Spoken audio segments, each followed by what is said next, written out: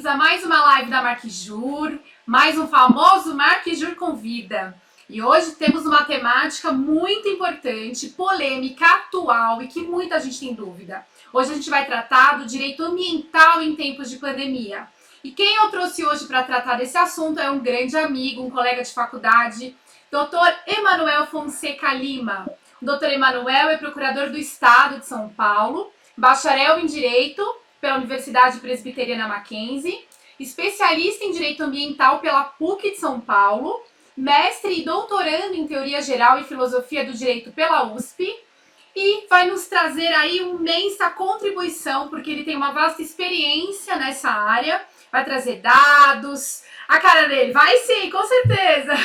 Doutor Emanuel, muito obrigada por ter aceitado o nosso convite. É um grande prazer tê-lo aqui com a gente nessa noite, para contribuir ainda mais nessa fase que nós vivemos, infelizmente, de pandemia. A cada live a gente traz uma temática diferente para informar o pessoal de casa que está isolado sobre os direitos e como o direito tem sido impactado em função desse coronavírus. Doutor Emanuel, eu quero agradecer. Primeiro que eu o conheço hoje, mas já o conheço da fama, né? Uma pessoa muito estudiosa, muito inteligente, muito amigo na época da faculdade, doutora Verônica. Agradecer algumas pessoas que estão entrando já aqui. Nós temos o Rogério, o Renan, a Nena Bonfim. Obrigada, gente. Olha, tanta gente bacana. Depois a gente vai falando com vocês também. Doutor Emanuel, a live realmente é sua. A razão dessa live é você hoje trazer esses conhecimentos que você adquiriu. Obrigado por deixar esse tempo pra gente aqui. E os nossos amigos que acompanham, vocês, muito obrigado, gente. A live é sua, doutor Emanuel. Fica à vontade. Bom, gente, primeiro, muito obrigado pelo convite. Feliz em ajudar. O Google está participando. Muito obrigado pelo convite, é uma satisfação enorme estar com vocês, né? Imagina, a gente agradece. Quando a Verônica conversou comigo sobre a live, a Verônica é colega de muitos anos, né? Foi por 5 anos aí na faculdade, estagiamos junto, então acho que... Foi mesmo. Acho que muito da fama que você ouviu aí é a generosidade dela, né? Mas...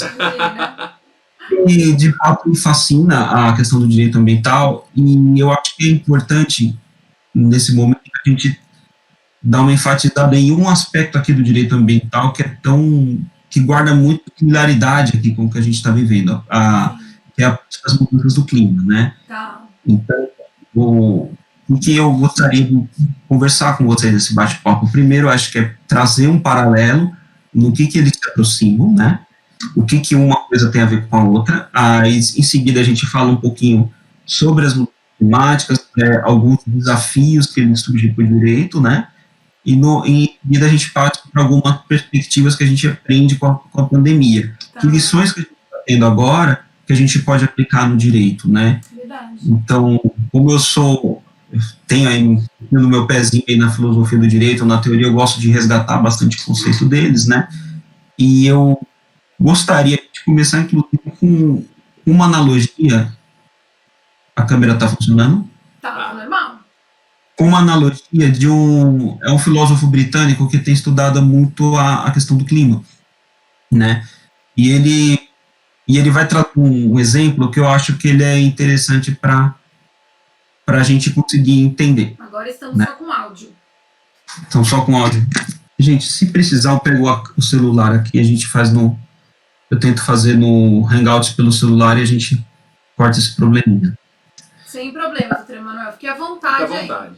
Tecnologia, essa hora... E ao vivo, né? É claro, quem sabe faz ao vivo, eu sempre digo isso. Ao vivo, né? Enquanto o doutor Emanuel tenta acessar, então, do celular, talvez seja melhor. Gente, muita gente tem me mandado mensagem no Facebook. Pronto. É só abaixar isso aí, pronto. Agora sim. Pronto, aqui tava com... Pronto, agora eu vou colocar, dar umas tremidinhas aqui de vez em quando, mas a câmera tá meu nervosismo mesmo. Não, tá ótimo, tá ótimo. Podemos voltar, depois eu passo meu recadinho, vamos lá. Pronto, né, não dá para editar, né, mas enfim, é um filósofo que se chama Timothy Morton, e o que ele traz um exemplo que é muito interessante, né, ele pega um caso de um livro, salvo engano, do século XIX, que ele é baseado em matemática, é um mundo que ele é todo 2D e as pessoas são formas geométricas, né, triângulos, círculos, mas ele é só 2D. Tá. E um dia chega uma esfera. Só que as pessoas elas não conseguem enxergar em 3D. Ela olha só ela consegue olhar só aquela coisa bidimensional, então eles não conseguem entender o que é aquilo, né?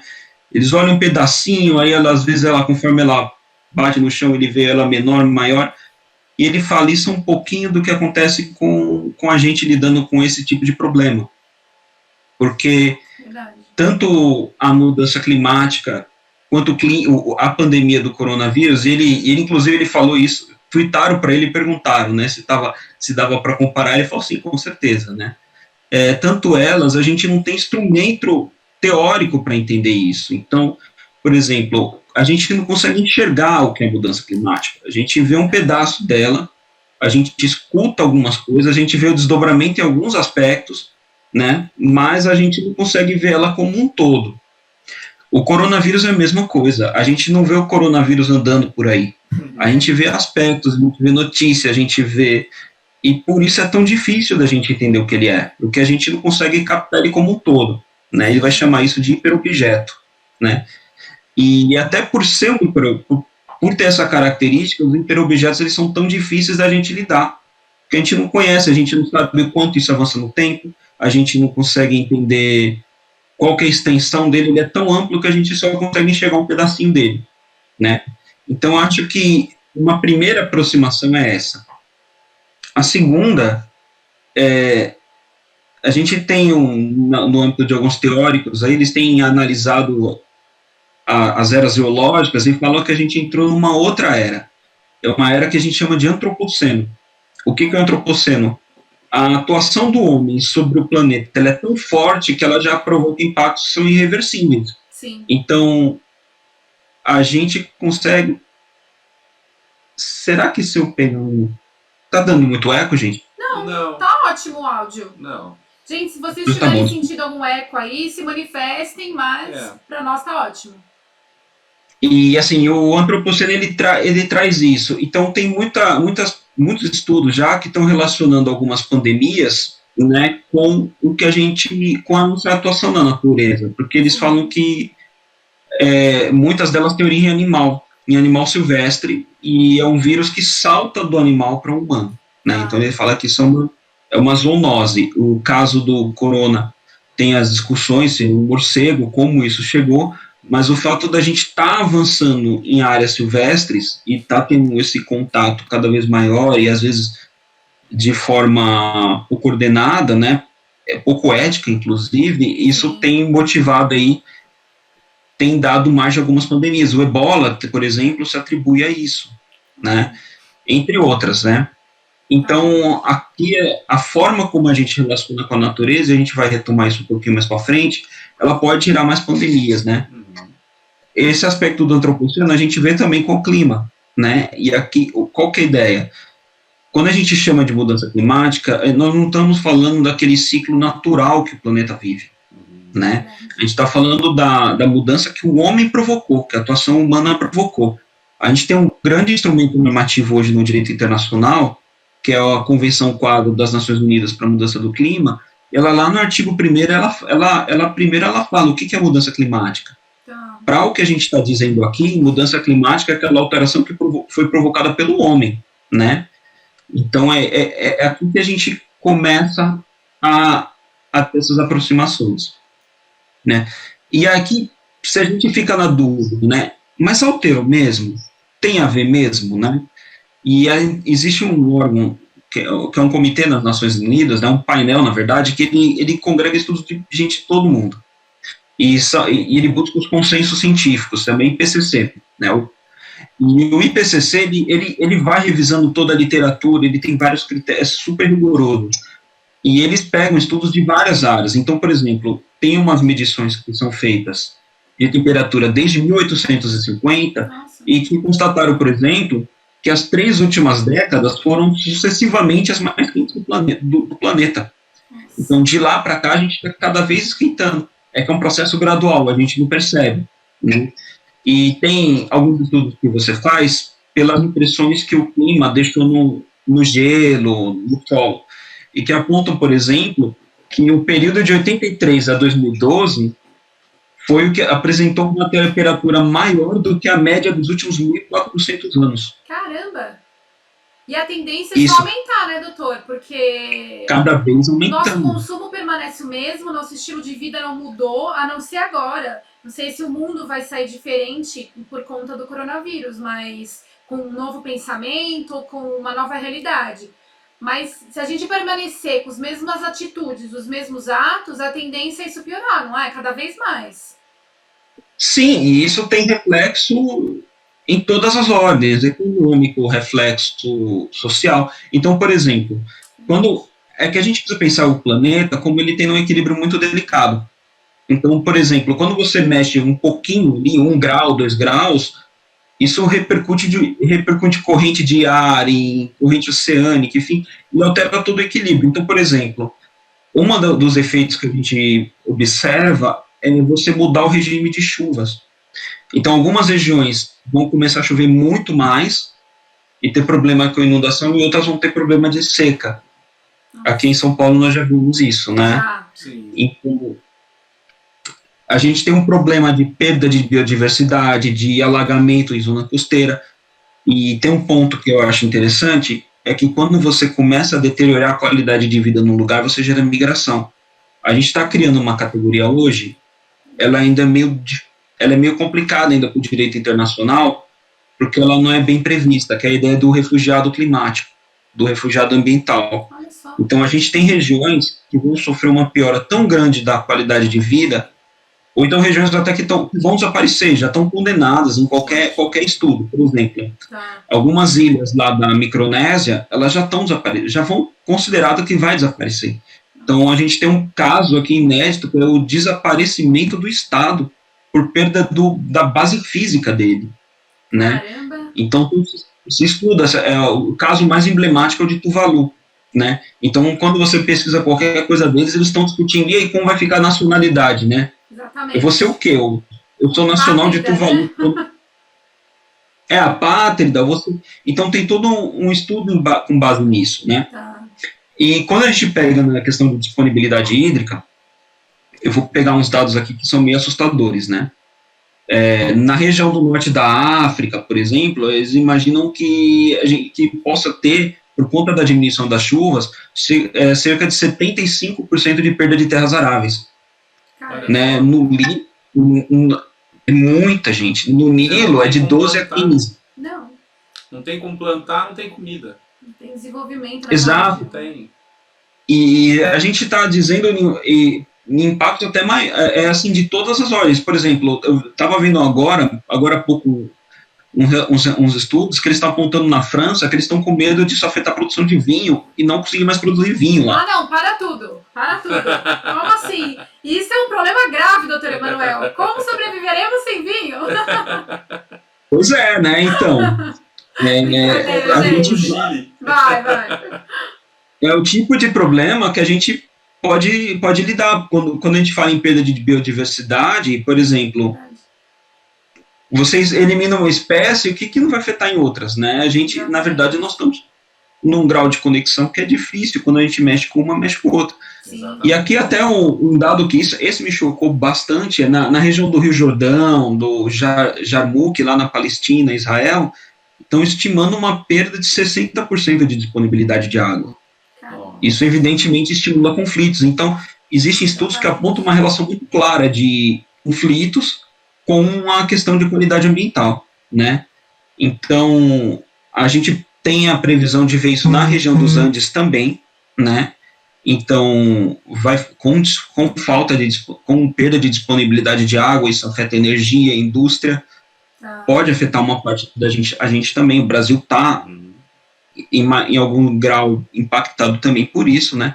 Então, a gente tem um problema aí que é enorme, né? E por conta desse problema, né, eu acho que a dimensão desse problema aproxima a gente também um pouco do que a gente está vendo com a pandemia, né? Exatamente. Se a gente for olhar, até pouco tempo a gente estava com 24 mil mortos em São Paulo, no Brasil, na verdade. Estados Unidos, 100 mil. A gente não consegue quantificar o que é isso, né? Então, é algo que entra naquela ideia, é tão grande que a gente não consegue nem aprender isso, a gente não tem nem instrumento para conhecer isso, né? E a mudança climática ainda é pior, né? E tem um outro aspecto que eu acho que ela aproxima ainda mais, que é quando você muda um clima, você desloca algumas espécies. E quando você desloca algumas espécies, você desloca vetores de transmissão. Então, áreas que não estavam acostumadas a lidar com um determinado tipo de doença, ela começa a ter de lidar, né? Então, a gente tem um deslocamento de epidemias. E tem uma outra, eu acho que essa eu quando vi as notícias, eu fiquei bem assustado. Ela é a caixa de Pandora, que a gente fala das pandemias.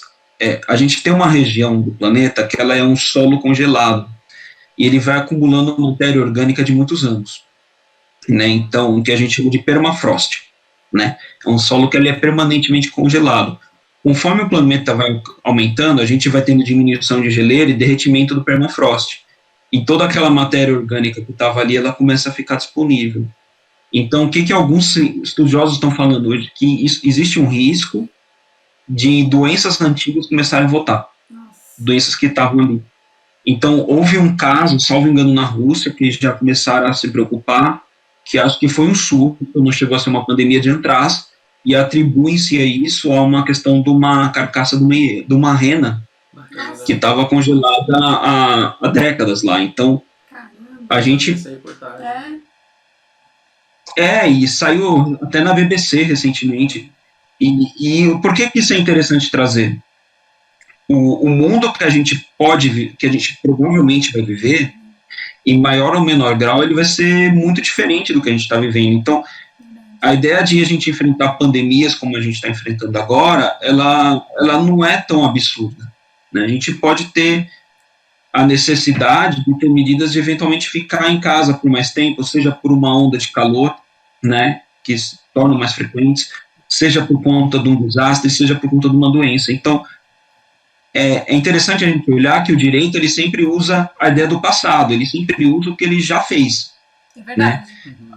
Então, por exemplo, a gente fala em quarentena. Por que a gente fala em quarentena? Porque é uma medida que já deu certo em outras vezes.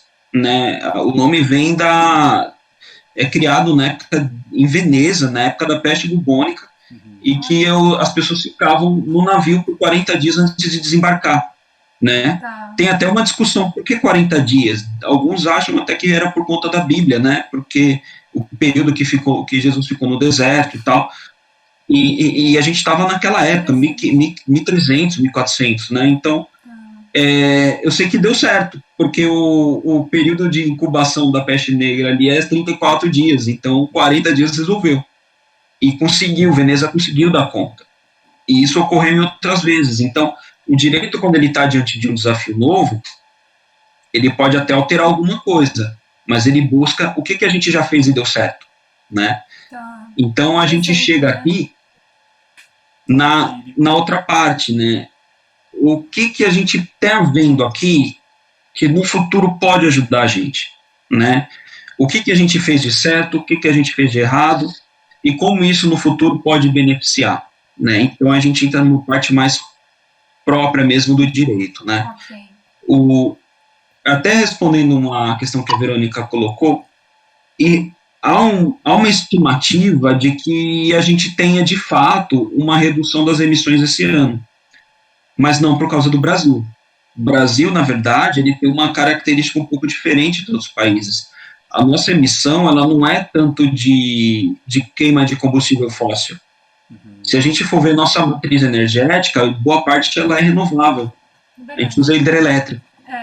A gente, nos combustíveis, a gente usa muito combustível, a maioria dos carros aqui no Brasil, com flex.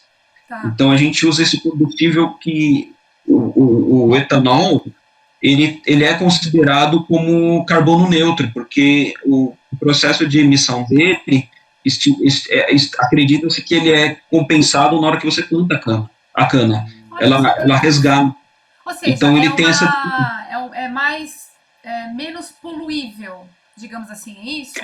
Muito menos. Inclusive, tem gente que analisa se o etanol, de repente, não é uma alternativa mais viável, por exemplo, do que um carro elétrico, né? Tá. E existe hoje um movimento no mundo, né, com estímulo dos governos, e aqui eu volto a falar nisso, de você incentivar carros que usam essas tecnologias mais limpas, né? Então, por exemplo, você começar a estimular o híbrido e o próprio elétrico. A China, por exemplo, tem um investimento massivo nisso, né? Então, e tem uma questão, será que o etanol não resolve, né? Sim. E se resolver, como a gente estimula isso, né? Então, qual que é a nossa maior fonte de emissão? O desmatamento, e o desmatamento está aumentando. Com certeza. Né? O madeireiro ilegal, ele não faz quarentena, né? Então... Com certeza não. Inclusive, eu vi reportagens sobre isso, da Polícia Florestal, realmente tentando fiscalizar, porque eles estavam passando para alguns índios, inclusive, o vírus.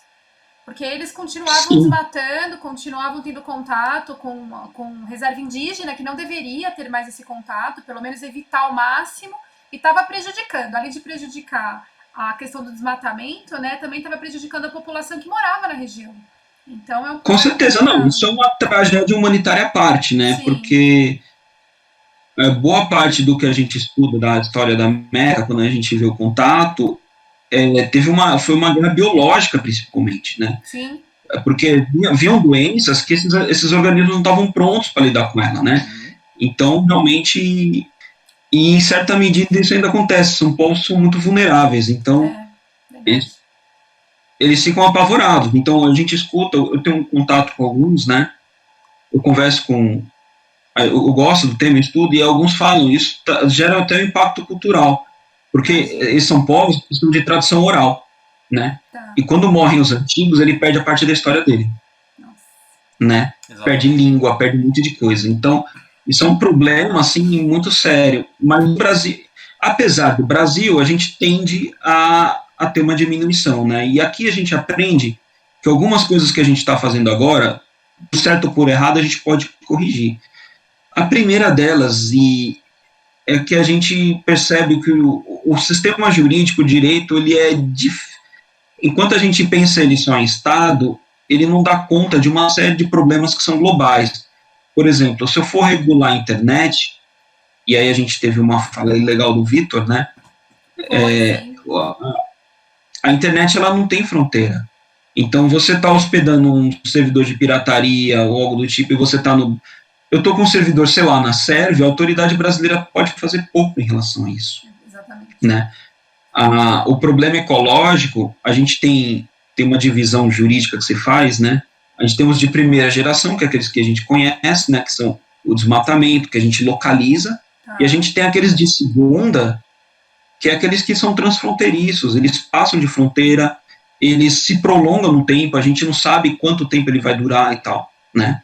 Então, a gente tem e esses é difícil por direito baseado em estados e o direito internacional sozinho também não tem instrumento para lidar com isso, Uma coisa que eu percebo, doutor, é o seguinte, que o direito ambiental, antes ele era muito focado nas suas nacionalidades, então tinha o direito ambiental brasileiro, estudava a questão da Amazônia, dos desmatamentos, etc.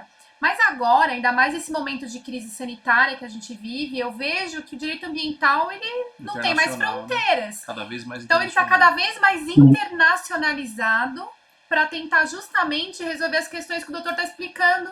Porque a questão do coronavírus interferiu no mundo inteiro, não foi só no Brasil, ou enfim, em alguns países. Né? A cooperação entre os povos é um princípio norteador do direito ambiental. E isso mexe muito com os constitucionalistas, né, doutor? Ele da área constitucional? Os constitucionalistas são extremamente focados no princípio fundamental da soberania. E quando se trata de direito ambiental, é a cooperação entre os povos. Então a soberania ela é relativizada. Exatamente. E você tem muita discussão, porque, por exemplo, quando eu penso na economia, né, eu vou pegar, por exemplo, muita ideia de um sociólogo alemão que se chama Luhmann, ele é da área jurídica, então ele é o Niklas Luhmann. Ele fala, olha, a economia ela é global, não tem... o jeito dela funcionar, ela não enxerga tanta fronteira, tanto que a gente está comprando aqui respirador da China, coisa de não sei aonde, o celular que eu estou usando, sei lá, tem parte de todo mundo aqui, né? Então... A ciência é a mesma coisa. Agora o direito ele ainda empacou. O direito é a política. Então, e só que surgem alguns desafios novos e a gente não consegue dar conta. A internet, a questão de até regulação econômica de comércio internacional, começa a trazer umas coisas que começa a botar em xeque isso que a gente faz, né? Exatamente. Direito esportivo, como é que vai discutir uma regulação da FIFA? Então tem uma série de problemas, né? E aí com o direito ambiental e com essa questão do coronavírus, isso fica patente e mostra um pouco. E aí a fala do Josafá é muito feliz, a ideia da cooperação, né? A gente, não é que eu estou dizendo que tem que abolir os países e tal, mas a gente precisa pensar em mecanismos de cooperação mais para frente, né? E tem um livro do Harari, que é um historiador israelense que, enfim, está super em moda. Ele lançou um livro com um ensaio sobre a pandemia e ele coloca uma frase muito interessante. Que ele está gratuito, inclusive, na Amazon. E ele fala o seguinte: hoje, se tem uma coisa que esse coronavírus faz, é atentar para a gente que a gente precisa ter a questão da solidariedade. Porque o problema de uma pessoa, em qualquer. Um país que desande, um lugar que desande, ele compromete todo mundo. Primeiro, porque pessoas circulam. E essa história de fechar a fronteira nunca deu certo. Em nenhum lugar. A gente não consegue fechar a fronteira. É só pensar, olha, se na Idade Média, que a gente tinha essa distância enorme, a peste negra dizem que veio do Oriente pela Rota da Seda, gente, se na Idade Média a gente não conseguiu fazer isso, imagina agora, né? E a outra é um problema de mutação de vírus. Quando nós temos aqui trilhões de células na gente, e essas células, cada uma delas, esses organismos, eles geram possibilidades de mutação para esse vírus. Então, é como se cada gera mais chance de ter mudança, né, de evoluir para algo mais resistente, que foi o que aconteceu com o Ebola. Então, não dá mais para a gente falar isso é problema lá, isso é problema aqui, porque se der mutação, afeta todo mundo, né? Então, um outro aspecto que a gente precisa repensar é a ideia de vulnerabilidade.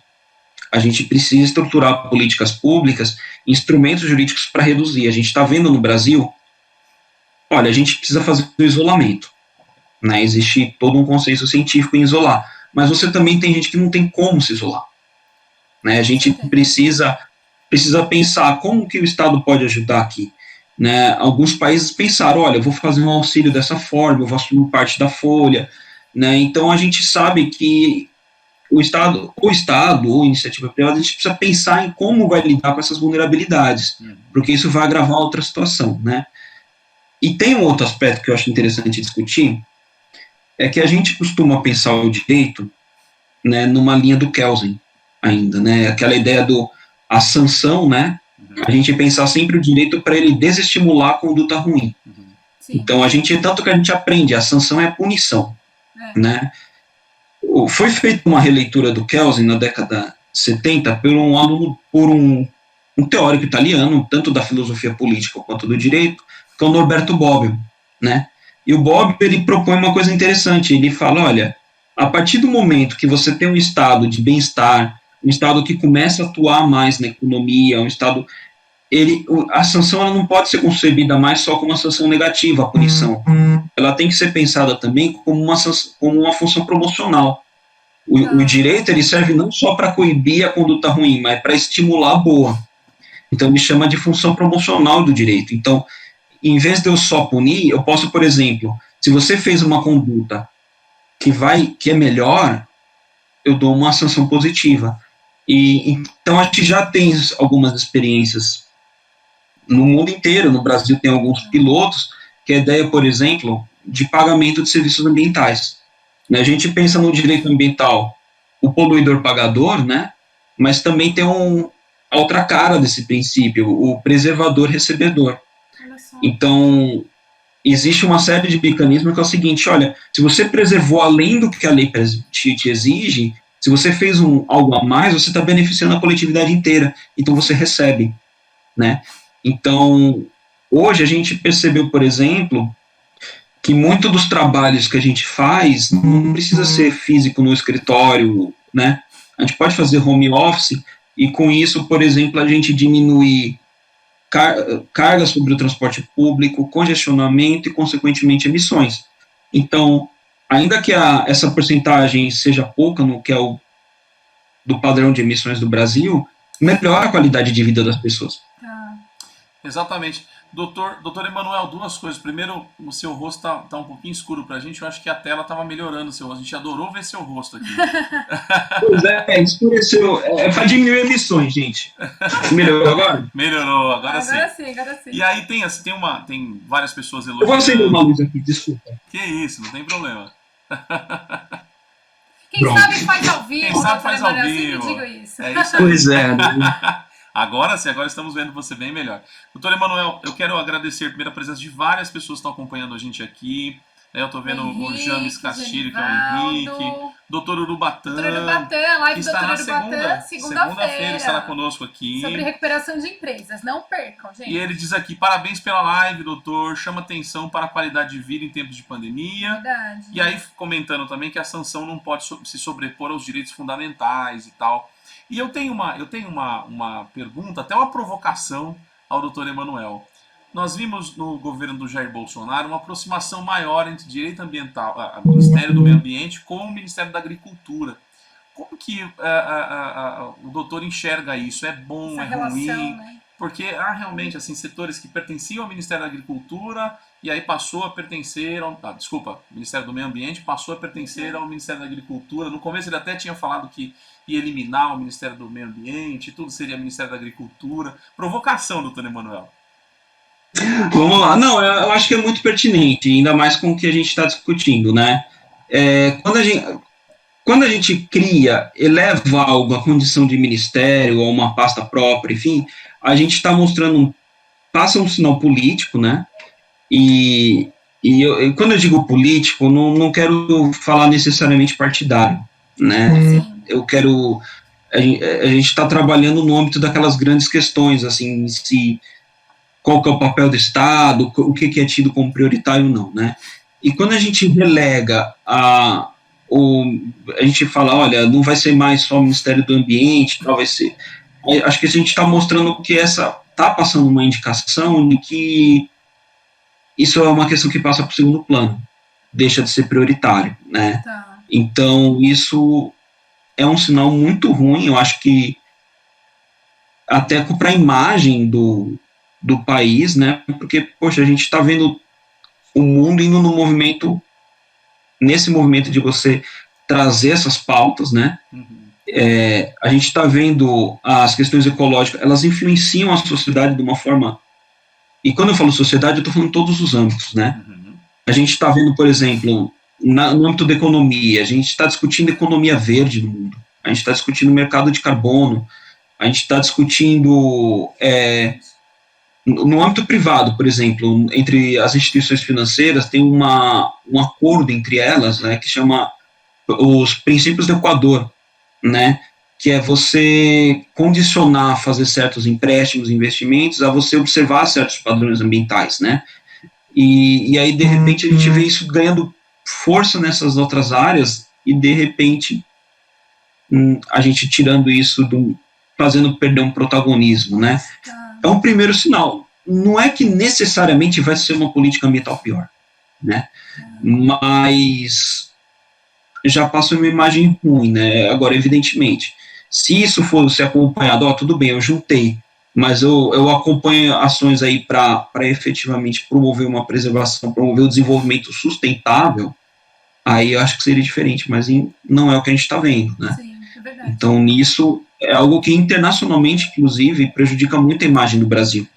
Você sabe que nas negociações climáticas, o Brasil, ele sempre, e de muitos anos atrás, né, mais de um governo, ele sempre teve um papel de liderança. O Brasil sempre foi visto como referência, inclusive, alguns princípios que estão na Convenção das Mudanças do Clima foram idealizados pelo Brasil, né, foi proposta brasileira, né, o princípio, por exemplo, que tinha, por exemplo, ou pelo menos era mais forte, de responsabilidade comum mais diferenciada, ou seja, todo mundo tem culpa pela mudança do clima, mas alguns têm mais culpa que outros.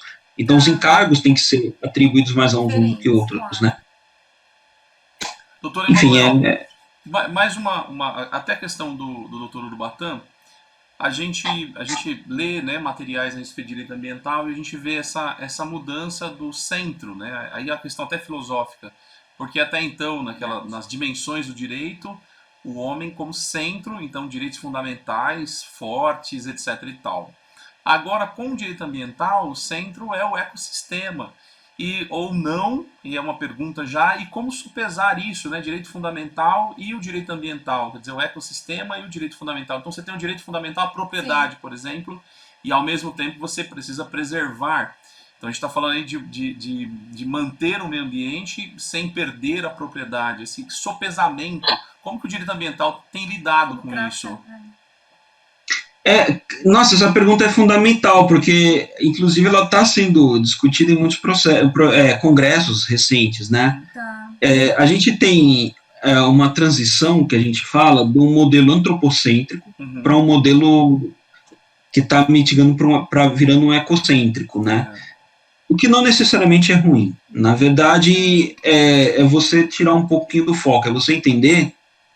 Eu vejo filósofo, gente que muito gabaritada, inclusive. Vou citar, por exemplo, o Bruno Latour, que é um sociólogo francês aí, super famoso. Ele começa a questionar essa ideia de natureza, porque quando a gente cria natureza, a gente está querendo identificar que o homem é diferente da natureza, a gente está inserido, né? A gente é parte, não existe uma coisa fora. Então, quando a gente quer colocar a gente como o centro, isso traz algumas consequências aí que podem ser ruins, né? Quando a gente trabalha o meio ambiente como questão de direitos fundamentais, ele promove umas alterações interessantes. Primeiro, ele começa a ser entendido como um direito fundamental, né? Porque eu começo a entender que a qualidade de vida, o meio ambiente ecologicamente equilibrado, ele está ligado à minha dignidade humana. Então a gente tem autores que falam, o Ingo Sarlet, por exemplo, tem o Thiago Festenseifer trabalha muito com isso, a ideia de uma dimensão ecológica da dignidade humana, né? Então, e isso transforma os institutos tradicionais que a gente conhece. Com certeza. Então, por exemplo, a gente falou da propriedade, a gente já caminhou por uma linha de que a propriedade ela tem uma função socioambiental, né? Então, ela gera alguns deveres, mas ela é um direito, mas também com alguns deveres, né? Tá. E é interessante que a gente não precisa conceber a proteção só como uma forma de você privar o direito à propriedade. Muitas vezes ele é até condição. Sabe que tinha umas discussões antigamente, eu lembro de ter visto isso quando eu estava na faculdade, que era sobre as áreas de preservação permanente, né, que é aquelas principalmente em região de curso d'água. Eles falavam, gente, isso aqui está protegendo vocês, porque por questão de assoreamento de rio, enfim, né. Sim. Então, na verdade, isso garante, inclusive, que você consiga usufruir da tua propriedade, né. Exatamente. Agora, vale lembrar que nesses contextos, quando a gente pensa até de você proteger a mais, é interessante esses mecanismos que a gente mencionou antes, né? Pagamento de serviço ambiental, essa função promocional do direito, né? Tá. Inclusive, até aproveitando a onda, teve uma questão que a gente discutiu, por conta das mudanças climáticas, como isso está influenciando até a nossa noção de responsabilidade civil, porque isso está gerando judicialização já, né? E como você vai lidar com mecanismos de nexo de causalidade, né? Já tem casos de judicialização, né? Tá. Ou então a gente discute, falando, por exemplo, nos institutos, o que é direito das gerações futuras, né? Como que eu trabalho isso? Pois é. Parece filosófico demais, mas na Colômbia teve um caso recente em que, na Colômbia, se eu não me engano, nas Filipinas, em que isso foi ajuizado e a Suprema Corte reconheceu. Na Colômbia, se não me engano, foram crianças ajuizando para que o governo adotasse uma determinada medida de proteção ambiental e invocando o direito das gerações futuras. Falando assim, olha, gente, quem vai sofrer as consequências somos nós, né? Exatamente. Isso gera coisas novas aqui. Doutor Emanuel, tem uma pergunta aqui da Sandra James. Sandra, obrigada pela participação. Falou aqui, boa noite. Qual a sua opinião sobre o cancelamento da COP? Olha, é ruim, né? Acho que doutor, primeiro explica a COP, né? Porque tem gente que está assistindo, não é do direito ambiental. É verdade, muitos não são da área, então, né? Vamos lá. Não, é interessante. As COPs são as conferências das partes, né? Tá. E o que acontece? Em algum momento ali no direito internacional, percebeu-se que os mecanismos tradicionais não davam conta dessas questões que são muito técnicas ou que elas têm muita inovação tecnológica, né? Então, o que eles começaram a fazer? A gente está no que a gente chama de sociedade de risco, né? A gente está lidando não só mais com problema de distribuição, com problemas de riscos. Então, a gente está lidando muito com questão de tecnologia, de conhecimentos novos, né? E aí, o que eles perceberam? O direito não consegue cristalizar aquela norma e se manter constantemente atualizado. Então, o que eles fazem? Eles fazem um mecanismo jurídico que é a Convenção Quadro. E a das mudanças climáticas é assim, ela traz um regramento geral e ela cria um órgão que vai fazendo reuniões e vai derivando vários tratados e protocolos dali, né? Isso são as COPs. Então, as partes elas criam esse organismo e que é ligado ao tratado e ele vai criando normativas novas. Então, no caso das mudanças climáticas, a gente teve várias COPs, né? E a gente teve que vai discutir assuntos de várias ordens, por exemplo, e como que eu vou fazer, por exemplo, para discutir o processo de transferência tecnológica de um país rico para um país pobre para ele conseguir resistir? Ou como que eu vou criar um fundo para ajudar os países que foram vitimados por desastres, né? A gente está criando, hoje a gente fala inclusive de um ramo novo do direito, que é o direito dos desastres, né? Diante desse quadro apocalíptico aí que a gente colocou, a gente sabe, olha, esse tipo de situação vai ser cada vez mais frequente, a gente precisa de norma para saber isso. Sim. Norma para ajudar a mitigar e norma para ajudar a adaptar, a recuperar. Então, eles falam de um direito dos desastres, né? Então, teve essa questão, por exemplo, foi discutida numa COP. O Acordo de Paris vem dali de uma COP também. Então, é uma conferência de partes, né? Quando a gente tem um cancelamento, havia uma que ia ser feita no Brasil e ia discutir, inclusive, uma proposta brasileira para mercado de carbono, né, que o Brasil estava defendendo e a gente manifestou que não tinha mais interesse em sediar. Aí isso passou para o Chile, se eu não me engano, e no Chile a gente teve alguns distúrbios e agora coronavírus, né? Então, pois é, exatamente. Parou, né? Bom, quem está assistindo a gente aqui, nós estamos com o Dr. Emanuel Fonseca Lima, é procurador do Estado de São Paulo, especializado aí, né, mestrado, doutorando em Direito Ambiental pela Universidade de São Paulo. Então, é um momento que a gente pode puxar todo esse conhecimento aí sobre Direito Ambiental e aprender. E quero fazer menção aqui da doutora Maria José, que é a presidente da OAB Subseção Osasco, está nos acompanhando. Obrigada, doutora Maria José, muito obrigado. pela parceria de sempre. Nossa chefe, né? Nossa chefe. Olha, Balego, Crise, tanta gente está aqui, né? A Escola do Parlamento da Câmara Municipal de Cotia também está aqui. Obrigada. Muito obrigado, gente. Eu vi que o Emilau também está acompanhando aqui a nossa live. Obrigada, professora Eliane Taviano, que deu uma aula, né? Sobre direito marítimo. Foi muito bacana. Tem bastante a ver com o que a gente está discutindo hoje. Doutor, com certeza. Eu volto numa questão. Isso a gente ouve de muito professor e com certeza no seu doutorado você escuta muito isso. Não seria uma redução dos direitos fundamentais do direito ambiental? Porque foi muito claro o posicionamento, mas fica essa dúvida, né? É colocado a todo momento: olha, o direito ambiental como centro é uma redução de direitos fundamentais do homem. Na sua opinião, doutor, seria redução ou não seria redução? Tirar esse homem do centro? Eu acho que não necessariamente, né? Eu acho que depende da forma como você vai implementar isso, né? Eu acho que a proposta que você coloca, na verdade, é porque está surgindo outras questões aqui, né? A gente entende, por exemplo, o que está sendo colocado em discussão é a relação homem-natureza, como a gente lida, o quanto isso vai ser sustentável para as gerações futuras também.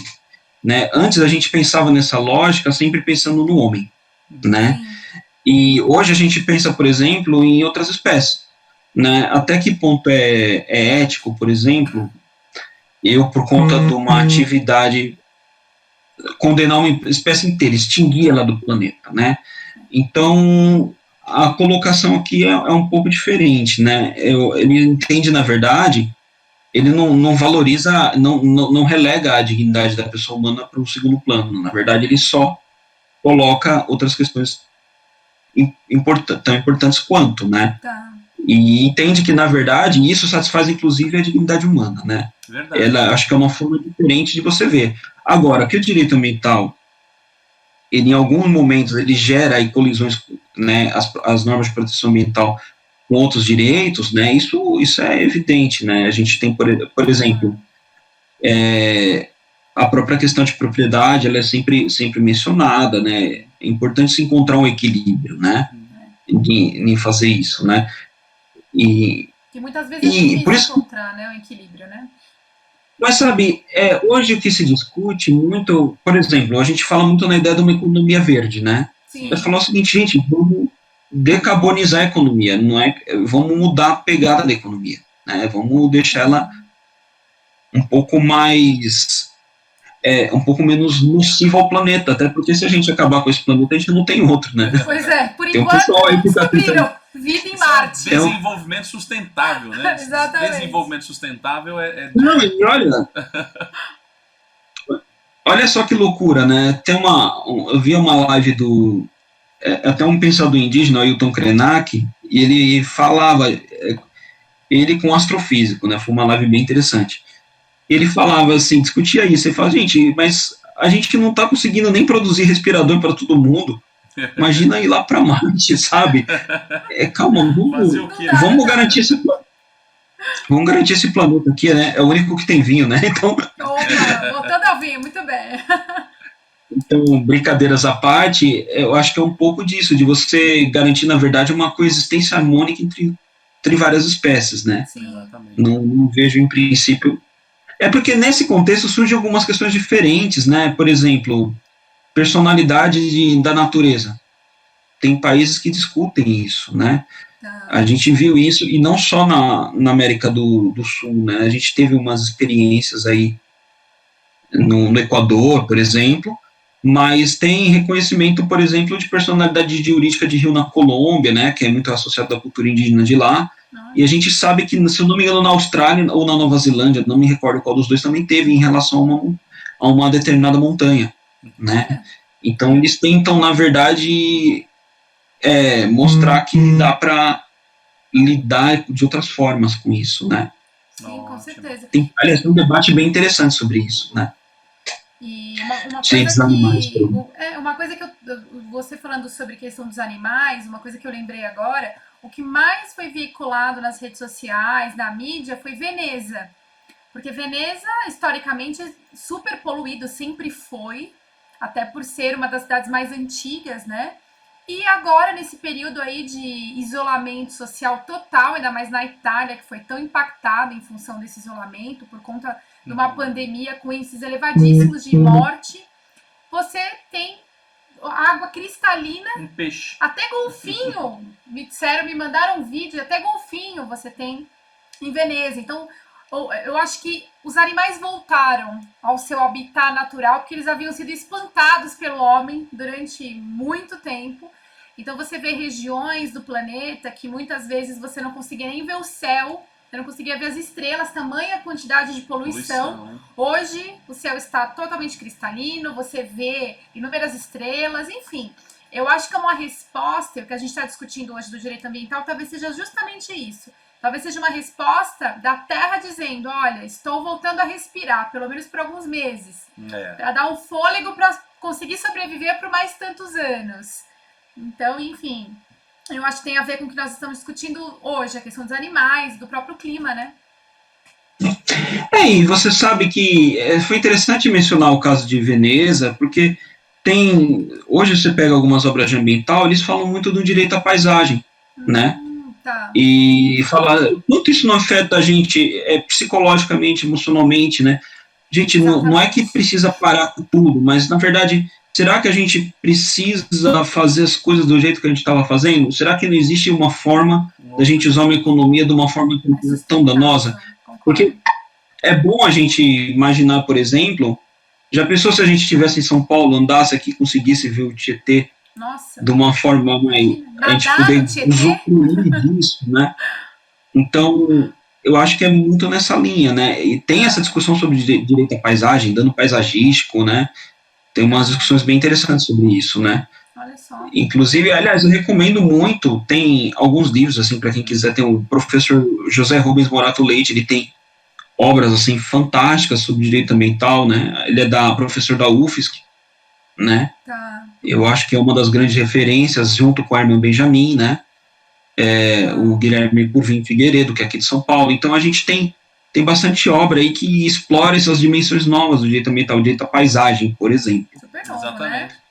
O Balego Júnior, amigo, Obrigada pela participação. falou: isolamento social deveria ser implantado para dar suporte ao meio ambiente, independente de pandemias. A natureza agradece. Oh, respira, Olha só, né? respira, mas como é difícil, viu? Oh, Isolamento nem fala. social é difícil. Eu não sei o doutor como tá se Conseguindo ambientando aí, né? sobreviver.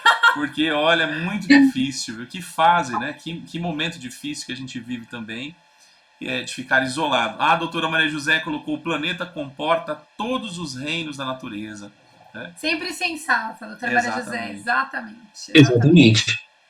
Ou pelo menos deveria, né? A gente deveria tentar se adequar à natureza e ao planeta, bem como o doutor Emanuel disse. E Nós começa com o fazemos nosso parte da lixo, natureza. né? Começa com o nosso lixo. Separação dos lixos ali. Exatamente. Tem que fazer toda essa parte que geralmente não se faz. Muitos condomínios já têm essa preocupação. Implementado. Em alguns países, eu acho que tem até multa, né? Se você fizer lixo além daquele quilo que já é pré-estabelecido no país. Nosso país ainda não tem isso. Talvez no futuro tenha aí uma regra já sobre o nosso lixo, que é um problema também do mundo, né?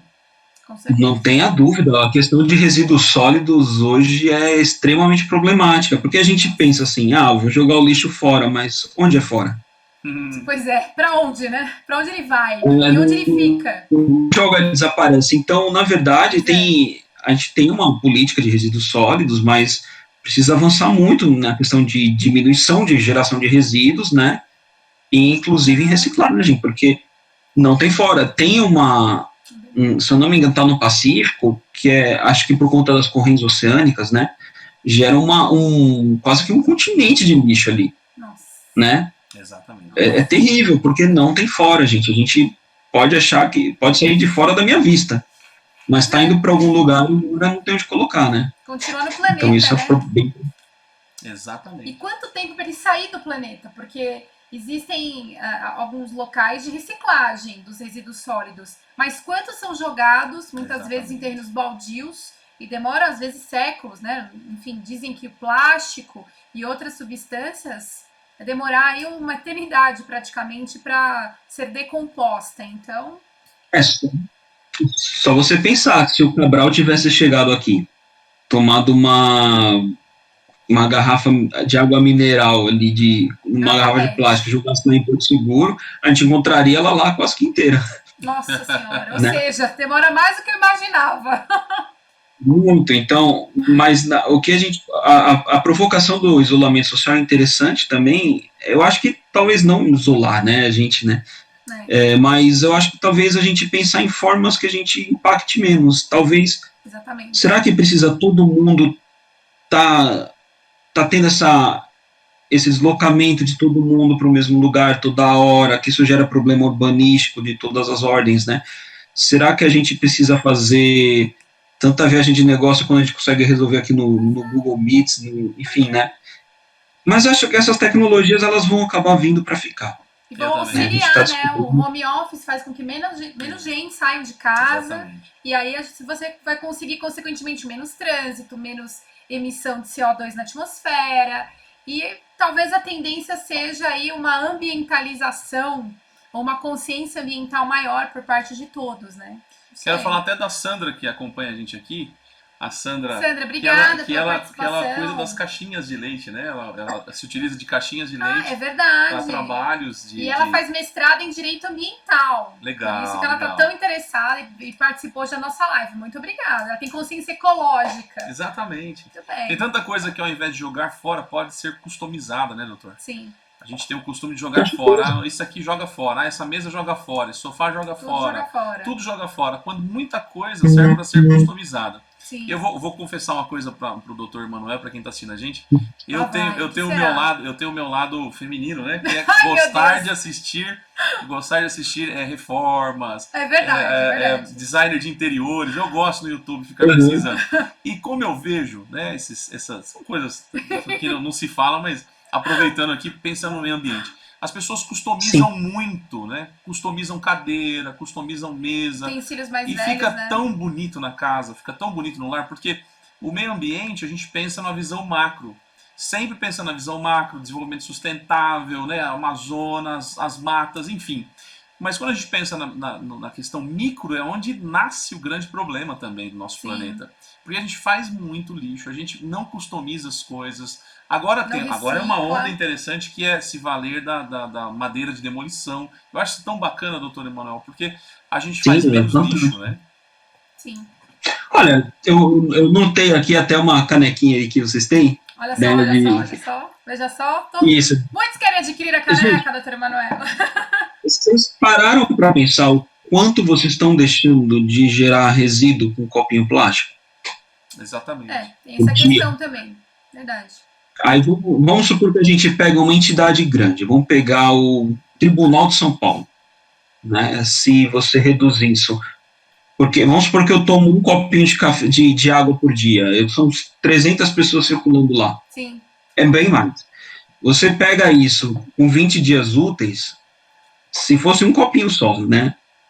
Você leva 300 vezes 20, Nossa né? Senhora. Aí multiplica no ano, E né? assim vai, né? Então, exato, né? Então você tem alguns mecanismos ali para você reduzir esse impacto, né?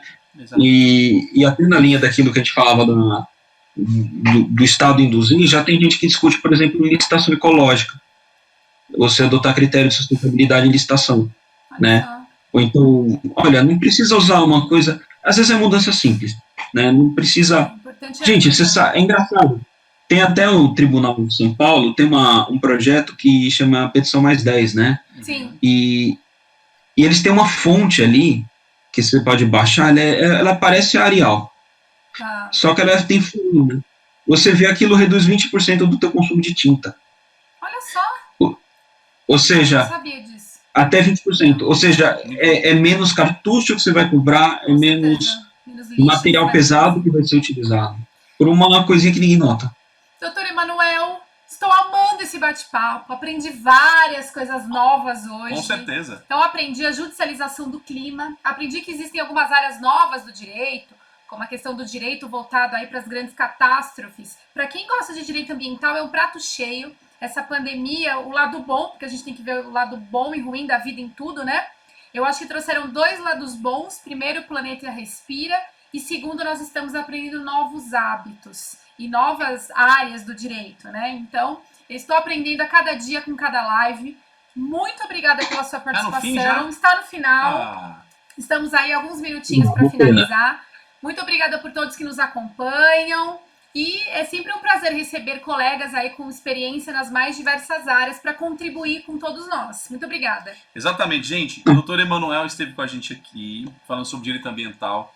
Esse vídeo depois sobe para o canal do YouTube, que é o youtube.com/marquesjur. Outra coisa importante, segunda-feira tem live, estaremos com o doutor Urubatã, que nos acompanhou aqui, hein? Falando a respeito do direito empresarial nessa fase de pandemia. Não tocamos nesse assunto, hoje foi assunto super novo também. Foi. Né? Doutor Luiz Rodolfo, que professor nosso, também estará quarta-feira. Meu professor. Seu professor, meu orientador do mestrado, estará conosco na quarta-feira. Muito obrigado, gente, vocês e o nosso palestrante, a razão dessa live. Muito obrigado, doutor Emanuel. Muito obrigado, gente. Suas palavras finais, doutor Emanuel. Não, foi um prazer enorme aqui, poder dividir, né, ter esse bate-papo com vocês, foi fantástico, e agradecer também o convite, agradecer o trabalho que vocês estão fazendo. Eu estou vendo assim, cada live uma mais interessante que a outra ali. Essa de direito empresarial já me deixou aqui curioso também. Né? Então, eu acho que é um trabalho fantástico isso que vocês estão fazendo para disseminar o conhecimento. Obrigado. Bom, gente, obrigado, né? Um grande beijo a todos. E até a próxima live, gente. Nos vemos segunda-feira. Bom final de semana. Tchau, tchau. Bom final de semana, gente.